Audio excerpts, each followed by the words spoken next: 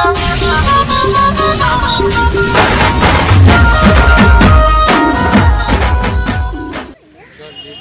Media अपन भाषा में रुआ सबके स्वागत बटे। आज हम रुआ सबके कामाख्या मंदिर धाम जो कि उत्तर प्रदेश गहमर में बा ओजा के रुआ सबके दिल्ली से दिखाई। अभी हम टूणीगंज में बानी, कुछ क्षण में हम रुआ सबके ले चलब हम ओजा हर वक्त। अभी देखिए हम गहमर स्टेशन उतर चुकल बानी। एजा से रुआ सबके हम रास्ता दिखाई। देखिए आगे एगो स्टेशन बाटे करहिया भदौरा, ओजा से भी उतर के रुआ जा सकता नहीं कामाख्या मंदिर धाम में। तो हम गहमर ही उतरल बानी आ गहमर से ही कामाख्या मंदिर धाम तक पहुँचम। आ रुआ सबके भी रास्ता दिखाई कि कैसे कैसे पहुँचे के बटुए। एक बार जरूर माई के दर्शन करी सब है। देखिए एजा कौन कौन ट्रेन रुके ले ओकर लिस्ट बटुए। देखिए बाहर के रुआ के पार्किंग दिखा रहा बानी गहमर स्टेशन के। एजा टेम्पू पकड़ के रुआ मंदिर तक जा सकता है। एजा से टेम्पू मिलेला, मात्र 15 रुपया भाड़ा लेला लोग और ई लोग मंदिर तक ले छोड़ेला लोग। ई गहमर स्टेशन बटे जो कि उत्तर प्रदेश में पड़ेला और मंदिर भी गहमरे में बा, लेकिन एजा से लमसम 10 से 12 किलोमीटर दूर बटुए। पैदल माने गईल मुश्किल बटे, ऐसा टेम्पू के सवारी लेवे के पड़ेला। देखिए टेम्पू लागल बड़ी, टेम्पू से जाए जला चली चल जाओ हमनियों के माँ के दर्शन कर जाओ। गहमर इंटर कॉलेज पंचायत भवन हम चल दिला बनी। रास्ता के रुआ के दिखा रहा बनी। देखिए मेन द्वार हो गई जो कामाख्या माँ के द्वार बटुए, मंदिर के द्वार बटे। मेन द्वार हो गई। एजे से अंदर प्रवेश करे के बाद और मंदिर तक पहुँचे। मंदिर एजा से कम रुआ के मिला जुला के 200-300 मीटर के लमसम में पड़ी। देखिए रास्ता बटुए रुआ आपन मिट्टी आपन भाषा के सौजन्य से रुआ वीडियो देख रहा बानी। और रुआ के आज हम कामाख्या मंदिर धाम तक पहुंचल बानी। देखिए कामाख्या मंदिर धाम के मेन गेट हो गए, दरवाजा हो गए। नमस्कार, आपन मिट्टी आपन भाषा में रौरा सबके स्वागत बा। देखिए आज हम रौरा के कामाख्या स्थान के दर्शन करवावे जा रहल बानी। देखिए यहाँ के स्वस्थ नजारे, आपन मिट्टी आपन भाषा के पूरा टीम हमरा आज कामाख्या स्थान। देखिए रौरा आज यहाँ के कुछ अलग ही नज़ारा दिखाई दे रहा बा। चारों तरफ रौरा घूमे में तो कुछ खास दृश्य यहाँ दिखाई दी, जो कि ये मंदिर उत्तर प्रदेश में स्थित बा, ठीक बा। और यहाँ के मंदिर में कुछ अलग ही नज़ारा, अलग ही माता के शक्ति बा, जो रौरा एक बार दर्शन करी ओकरा बाद यहाँ के मंदिर के बारे में रौरा अच्छा से जान सकतनी। हम भी पहली बार आइल बानी, लेकिन कोशिश करें कि माता रानी हमरा के बार बार बुलावस। जो भी यहाँ रौरा मांगे राउर हर मनोकामना पूरा होई। देखिए ऐसे रुआ प्रसाद ले सकतनी, माँ के चुनरी प्रसाद नारियल जो भी पूजा के सामान भाई ऐसे रुआ के मिल सकत हुए। दुकान बहुत बटे, कहीं से रुआ प्रसाद ले सकतनी। और ई हो गल मेन गेट, जो कि गेट तक 2-3 बा, आवे जाए के भी रास्ता बटुए। ई मेन गेट हो गल जो कि ए रास्ता से रुआ माँ के मंदिर तक जा सकतनी। तो जरा रास्ता से हम घुसल बनी और रास्ता के रुआ के हम वीडियो दिखा रहा बनी।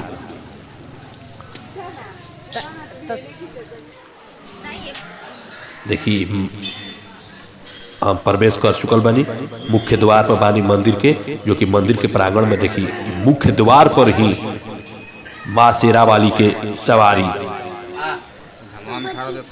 शेर महाराज विराजमान बाड़न, जौन की माँ के सवारी बाड़न। और एकदम मुख्य गेट पर ही ई प्रतिमा बटुए शेर के। योगल मुख्य गेट। अब एकरा से हमनी के माँ के दर्शन करे चलल जाई। अंदर हुआ के ले चल रहल बनी हम।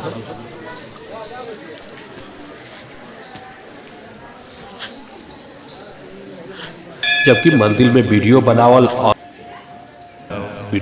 और फोटो खींचल सख्त वर्जित बटुए, लेकिन हम क्षमा चाहतनी कि हम दर्शक बंधु रुआ सब खातिर हम वीडियो बनावे। माँ के देखी प्रतिमा बाटे, माँ के मूर्ति बाड़ी, लोगों से दर्शन करी। जय माँ कामाख्या। तो रुआ सब बताते नहीं गाजीपुर जिला में पड़ला। देखिए एगो ई भी द्वार बाटे, ए द्वार से भी ए द्वार से निकल कर रुआ सबके दिखाई। तो ई कामाख्या मंदिर स्थित बटुए गाजीपुर जिला में, जो कि उत्तर प्रदेश में स्थित बटुए। ये पूरा प्रसिद्ध जगह बटुए, पूरा माने घूमे लायक बटुए, एकदम पर्यटक जगह बाटे। एक बार अइला पर ऐसा लागेला कि जाए के इच्छा ना करेला कि फिर वो पुनः घरे जाई। बहुत सुंदर जगह बा। देखी माँ काली के मंदिर बटुए, एकदम जस्ट बगल में ही कामाख्या माँ के जो मंदिर बा ओकरा जस्ट बगल में ही बटुए माँ काली के। देखी ई हवन कुंड बटुए, ई हवन कुंड जहाँ की हवन सामग्री जो भी बाटे एजा लोग हवन कुंड में डालेला।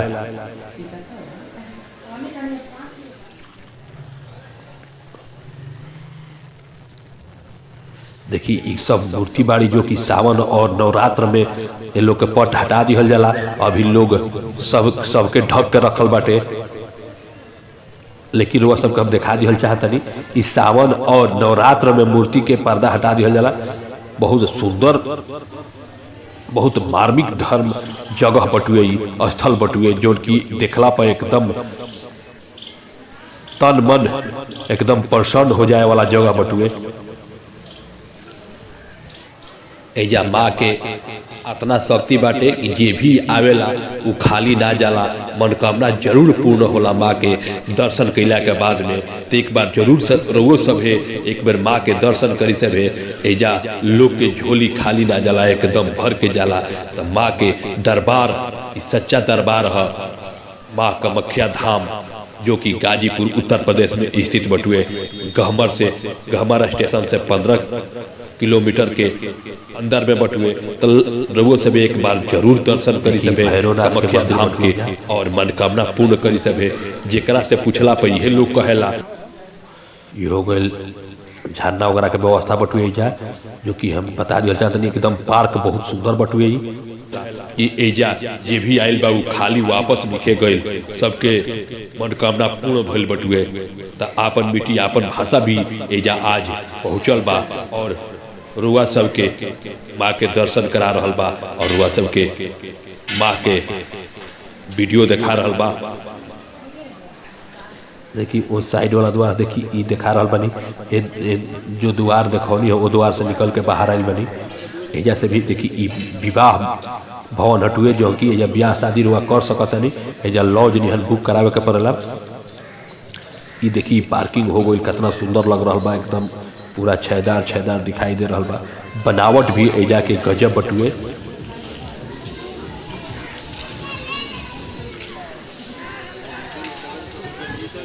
जो नक्शा निकालल गया बा लकड़ी के, सीमेंट के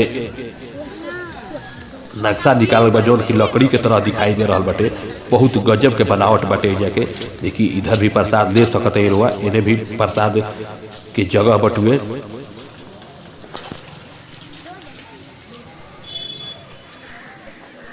और ये पोखरा बटुए, ये तालाब बटुए। तालाब के भी सब तालाब हो गई। तालाब के अगल बगल के हम लोग सबके वीडियो दिखा रहा बनी।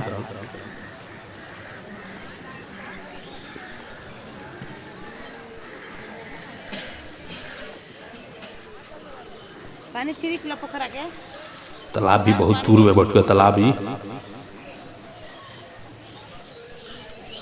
जो कि बहुत सुंदर जगह बा। एक बेर जरूर माँ के दर्शन करी सब है, जरूर घूमी सब है। ये आपन मिट्टी आपन भाषा के रुआ सबसे आग्रह रही कि जरूर एक बार घूमी सब है। तो आपन मिट्टी आपन भाषा बस जे तक ले पुनः हम दर्शन करके घर के तरफ लौट चुकल बा। नमस्कार।